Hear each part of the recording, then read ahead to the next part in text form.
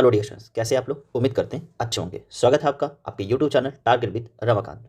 Dear students, जैसा कि आपको पता है कि आजकल हम लोग periodic classification of elements discuss कर रहे हैं। Yes, periodic classification of elements से पीछे 10 सालों में जितने भी क्वेश्चन पूछे गए हैं, सारे के सारे क्वेश्चन हम विद एक्सप्लेनेशन क्या कर रहे हैं, सॉल्व कर रहे हैं। अब तक हम लोगों ने इस चैप्टर के 5 पार्ट्स क्या कर रखे हैं, डिस्कस कर रखे हैं। Yes, 5 parts. इससे पहले हम लोगों ने 5 वीडियो ऑलरेडी क्या कर रखा है, डिस्कस कर रखा है। आज जो वीडियो नंबर है वो क्या है, 6 है। इसी चैप्टर का वीडियो नंबर 6 जा रहा है।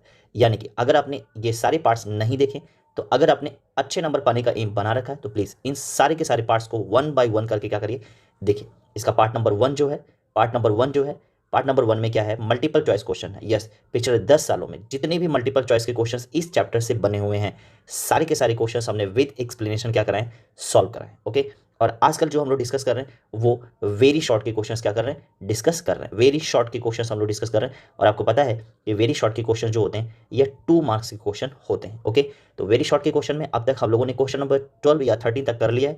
आज हमें उसके आगे के क्वेश्चंस क्या करने हैं, सॉल्व करने हैं। ओके, तो उम्मीद करते हैं कि आप पिछले वीडियो जो आपने छोड़ दी है उसको जरूर देखेंगे, ताकि आपका इस चैप्टर से रिलेटेड अच्छा कॉन्सेप्ट बन सके। ओके, अगर आपकी तैयारी अच्छी चल रही है तो प्लीज़ क्वेश्चन पेपर जरूर देखिए। क्यों? क्योंकि फाइनली एग्जाम में जाकर के आपको क्वेश्चन से ही क्या करना है, मुलाकात करना है। और अगर आपने क्वेश्चन पेपर नहीं देख रहे हैं तो आप अपने साथ धोखा कर रहे हैं। क्यों? क्योंकि फाइनली अगर आप क्वेश्चन पेपर नहीं देखोगे 10 ईयर्स के, तो आपको क्वेश्चन का पैटर्न पता नहीं चलेगा। और जब क्वेश्चन का पैटर्न पता नहीं चलेगा, तो वो सारे के सारे क्वेश्चन जब एग्जाम में आएंगे तो आप पहली बार उन क्वेश्चन को फेस कर रहे होंगे और आपको होगी प्रॉब्लम। ओके, तो आपका कॉन्फिडेंस क्या होगा, लो हो जाएगा। ओके, और जैसे ही कॉन्फिडेंस लो हो जाएगा, आप क्वेश्चन को सॉल्व नहीं कर पाओगे। ओके, तो प्लीज़ पिछले 10 सालों में जितने भी एग्जाम में क्वेश्चन आए हैं किसी भी चैप्टर से रिलेटेड, वह सारे के सारे क्वेश्चंस आप एक बार क्या करिए, चेक करिए। ओके, और देखिए कि क्या आप अच्छे से उन क्वेश्चंस को कर पा रहे हैं कि नहीं कर पा रहे हैं। और अगर आप क्वेश्चन नहीं कर पा रहे हैं, तो यानी कि वह चैप्टर, जिस चैप्टर के क्वेश्चन आप देख रहे हैं, अगर उस चैप्टर के क्वेश्चन सॉल्व नहीं कर पा रहे हैं, तो यानी कि वह चैप्टर आपको अच्छे से तैयार नहीं है, उसे दोबारा तैयार करने की जरूरत पड़ेगी। ओके, तो फिलहाल इस चैप्टर में आप मेरे साथ सारे पार्ट्स 1 बाय 1 करते चले जाइए। ये चैप्टर आपका एज यूजुअल क्या हो जाएगा, तैयार हो जाएगा। अगर आप पहली बार चैनल पर आए हुए हैं, अगर पहली बार देख रहे हैं, तो प्लीज़ चैनल को सब्सक्राइब करें, ताकि जैसे ही मैं इस चैप्टर की आगे की वीडियोस कराता जाऊं, आपको आसानी से नोटिफिकेशन मिलती जाए। ओके, तो चलिए शुरू करते हैं। डियर स्टूडेंट्स, ये रहे आपके वेरी शॉर्ट के क्वेश्चंस। ओके, ये आपके क्या है, वेरी शॉर्ट के क्वेश्चन जो 2 मार्क्स में एग्जाम में आने वाले हैं। क्वेश्चन नंबर 1 से लेकर के क्वेश्चन नंबर 13 तक सारे के सारे क्वेश्चंस हम लोगों ने क्या कर रखे हैं, ऑलरेडी डिस्कस कर रखे हैं। क्वेश्चन नंबर 12 तक हम लोगों ने पिछले पार्ट नंबर 5 वाले वीडियोस में क्वेश्चन नंबर 5 12 तक डिस्कस किया था। ओके, आज जो हमें डिस्कस करना है वो क्वेश्चन नंबर 13 से डिस्कस करना शुरू करना। ओके, यानी कि इससे पहले के जितने भी वीडियोस हैं उसको जरूर देखिएगा। क्वेश्चन नंबर 13 देखिए क्या कहता है। क्वेश्चन नंबर 13 कहता है, why did Mendeleev's leave some gaps in periodic table. Okay, check करिएगा। आपको पता है कि मेंडलीफ ने पीरियोडिक टेबल बनाते समय, मेंडलीफ ने क्या किया था, मेंडलीफ ने पीरियोडिक टेबल बनाते समय क्या किया था, पीरियोडिक टेबल में कुछ गैप्स छोड़ दिए थे। क्या छोड़ दिए थे? कुछ गैप्स छोड़ दिए थे। ऐसे समझ लीजिए, कुछ गैप्स उन्होंने क्या कर दिया था, छोड़ दिया था। यहाँ एलिमेंट्स रखा, यहाँ रखा, यहाँ रखा, बट यहाँ की एलिमेंट्स डिस्कवर नहीं हो पाए थे। उसके लिए क्या किया था कि उन्होंने गैप छोड़ दिया था, और ये प्रिडिक्ट किया था कि आने वाले दिनों में जब किसी एलिमेंट की खोज होगी या डिस्कवरी होगी, तो as usual elements in gaps में आकर के क्या हो जाएंगे, फिट हो जाएंगे। ओके, अब 2 बातें। यह कहीं ना कहीं मेंडलीव का क्या था, एक एक दूरदर्शिता थी। यानी कि मेंडलीव ने यह सोच लिया था कि आने वाले दिनों में और भी एलिमेंट खोजे जा सकते हैं। तो यह मेंडलीव का एक बहुत बड़ी मेरिट्स थी। मेरिट मतलब समझ में आ रहा है, अच्छा ही थी कि मेंडलीव को ये पता था कि आने वाले दिनों में और भी एलिमेंट्स खोजे जाएंगे। ओके, बात समझ में आ रहा है कि नहीं आ रहा? तो आने वाले दिनों में एलिमेंट्स मिले भी और इन गैप्स में आकर के एज यूजुअल फिट हुए भी। बट कुछ गैप्स ऐसे थे जो अप्रोप्रिएट नहीं हुए। कहने का मतलब है कुछ गैप्स पे जो उन्होंने छोड़े थे वहां पर एलिमेंट्स अच्छे से फिट नहीं हो पाएंगे with year atomic number. Okay, अच्छा, मेंडलीव से रिलेटेड एक बात और बता दें। मेंडलीव ने क्या किया था, पीरियोडिक टेबल में गैप छोड़ा था, ये बात मैंने बता दिया। मेंडलीव की जो पीरियोडिक टेबल है, याद रखिएगा, मेंडलीव की जो पीरियोडिक टेबल है यह एटॉमिक एटॉमिक मास पे बेसिस है। किस पे बेस है? एटॉमिक मास पे बेस है। तो क्या एटॉमिक मास के बेस पर जो एलिमेंट पीरियोडिक टेबल में रखे गए हैं, तो क्या वह सही है? नहीं। ठीक है, शुरू में मेंडलीफ ने क्या किया था, शुरू के जितने भी साइंटिस्ट थे उन्होंने एलिमेंट को क्लासीफाई करने के लिए, आपको मैं दिखा दूं, उन्होंने एलिमेंट को क्लासीफाई करने के लिए, ये देख सकते हैं आप, पीरियोडिक टेबल है, या पीरियोडिक टेबल में जितने भी एलिमेंट्स रखे गए हैं वह on the basis of their atomic atomic number क्या किए गए हैं, एटॉमिक नंबर के बेसिस पर ये एलिमेंट्स पीरियोडिक टेबल में रखे गए हैं।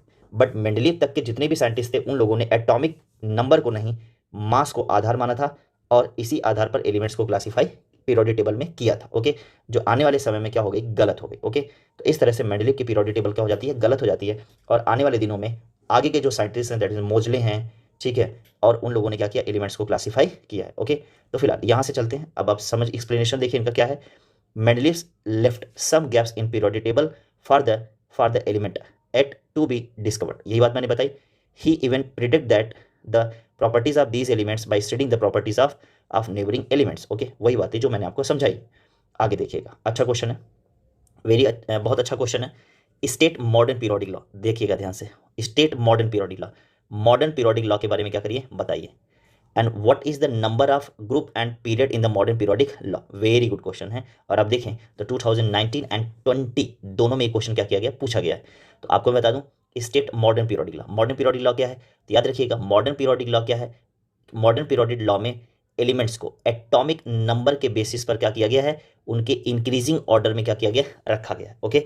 एलिमेंट को एटॉमिक नंबर के इंक्रीजिंग ऑर्डर में क्या किया गया, रखा गया, ओके। जैसे लिथियम है, सोडियम है, पोटेशियम है, इस तरह से एलिमेंट को उनके एटॉमिक नंबर के इंक्रीजिंग ऑर्डर में क्या किया गया, रखा गया है। तो आप देख सकते हैं modern periodic law state that the properties of the elements are periodic function of their atomic number, okay, periodic function of atomic number, very important, okay.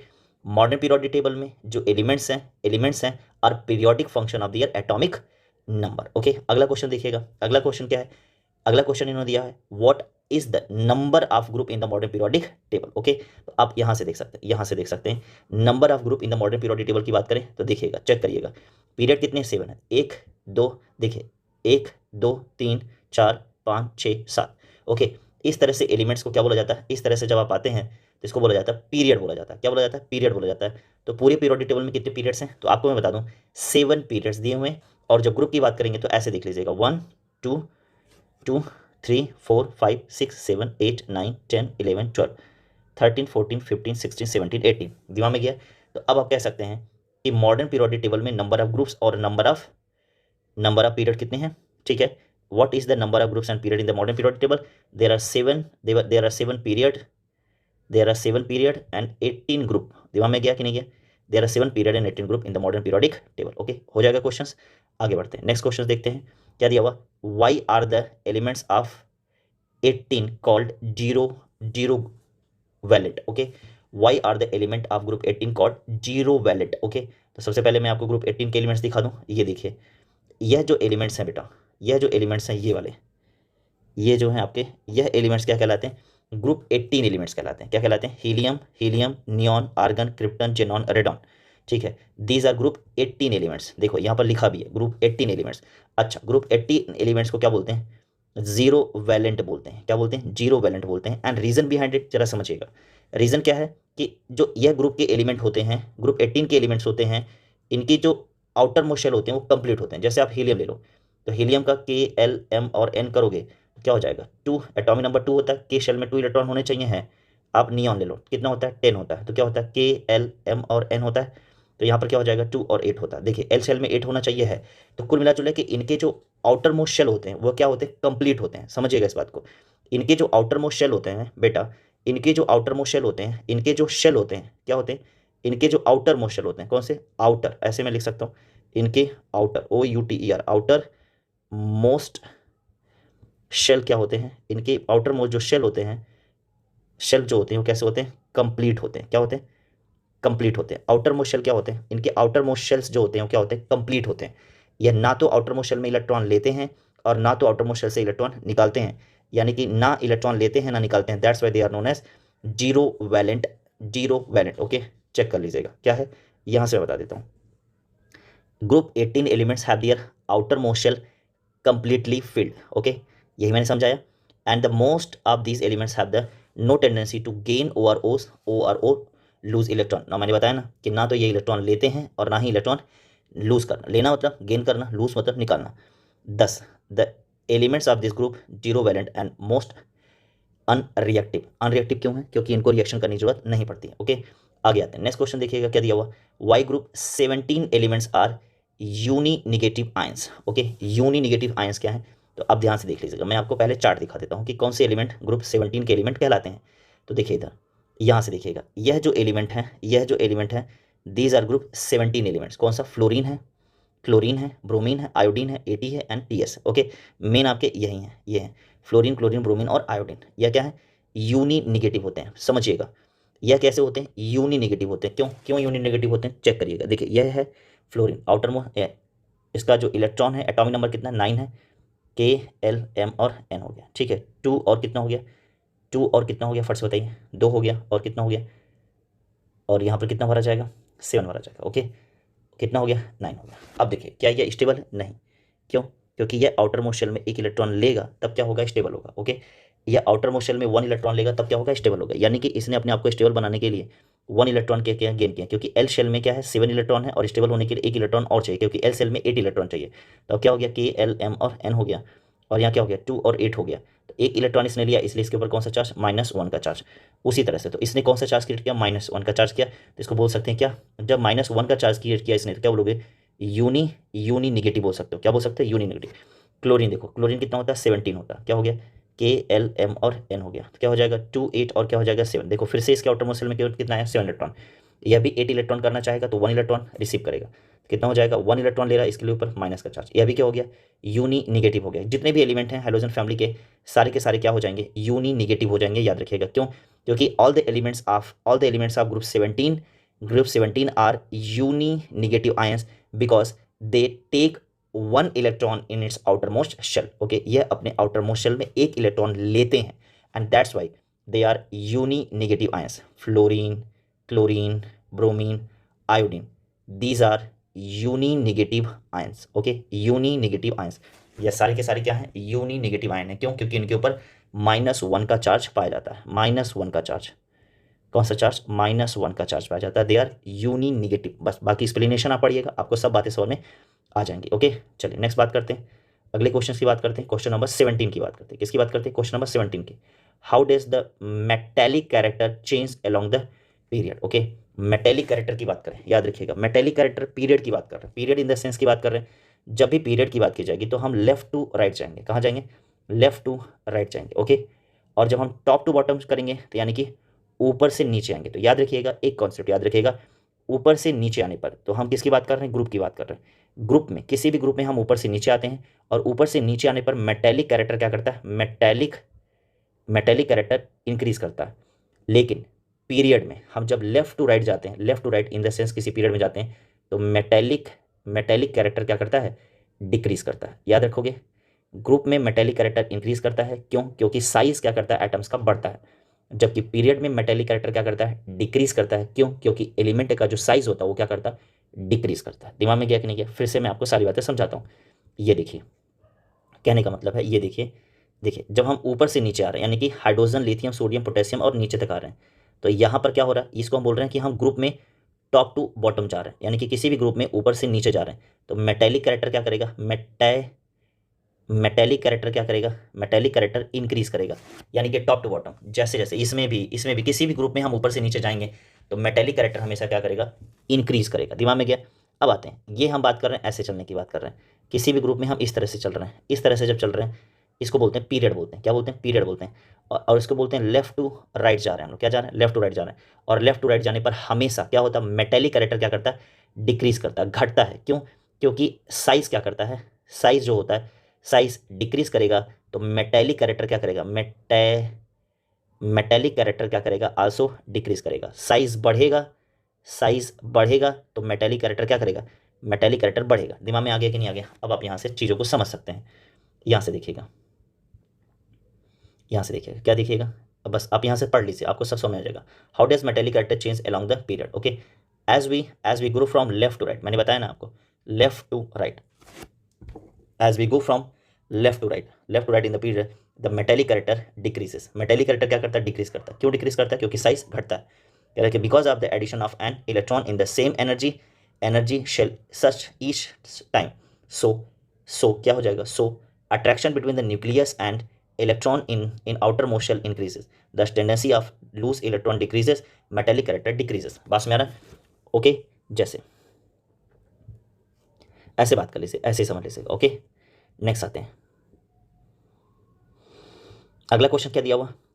What is atomic radius? Okay, how days atomic radius decreases across the period. देखिए फिर से देखिएगा, atomic radius क्या होता है, तो ध्यान से देखिएगा, किसी जैसे सोडियम दिया हुआ, क्या है, सोडियम है, एटॉमिक नंबर कितना होता है 11, तो क्या हो गया 2 8 और कितना हो गया 1 हो गया।